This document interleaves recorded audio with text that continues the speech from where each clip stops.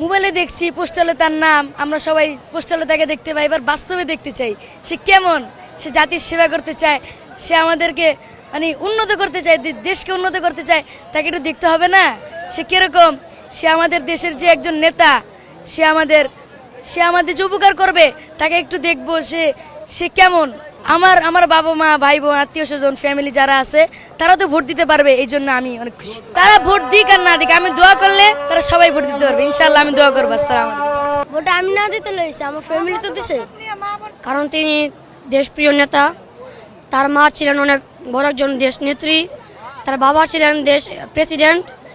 তো তার বাবাকে জীবন দেখতে পারিনি, তার মাকে কখনো দেখতে পারিনি, এই জন্য তাকে একটু দেখতে আসছি। জি ইনশাল্লাহ আমরা দোয়া করবো প্রাণ ভরে, যদি সে আমাদের ঢাকার 17 আসনে জয়লাভ করে আমাদের ভালো করে উন্নয়ন, ভালো করে রক্ষণাবেক্ষণ করতে পারে। তার মা অনেক ভালো করে দেশ চালিয়েছেন, এটা আমরা দেখছি।